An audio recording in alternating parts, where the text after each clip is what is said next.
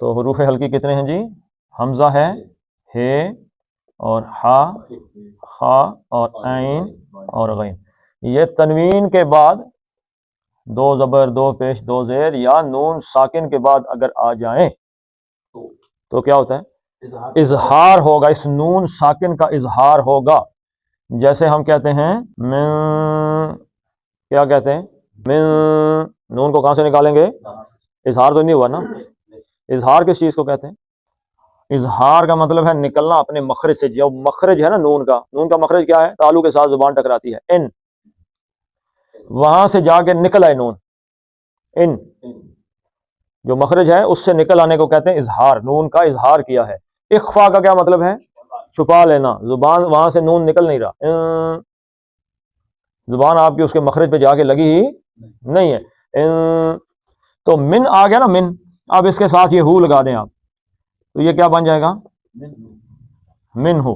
اب اس کو آپ پڑھ رہے ہیں من، زبان ہوا میں ہے، من ناک سے، لیکن جو ہی ہا آئی ہے یہ ہلکی ہے تو اب نون کا اظہار ہوگا۔ اب یہ نہیں ہوگا من ہو، کیا ہوگا؟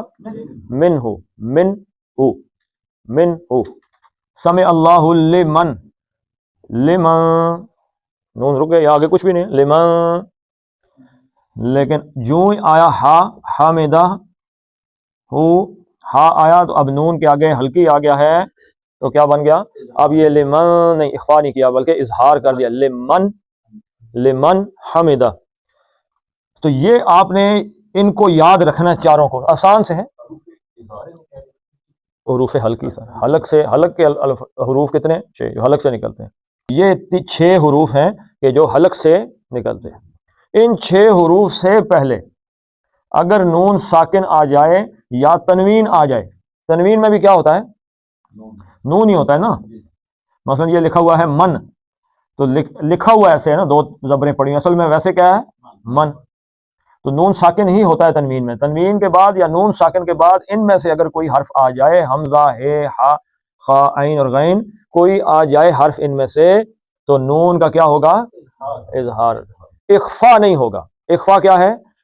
یعنی وہاں جہاں سے زبان تالو سے لگ کے نون نکلتا ہے، زبان تالو سے لگے گی نہیں۔ من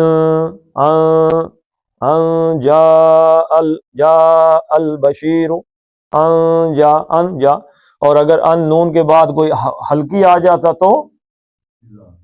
تو پھر نون زبان تالو سے لگتی اور پھر کھینچنا نہیں ہے۔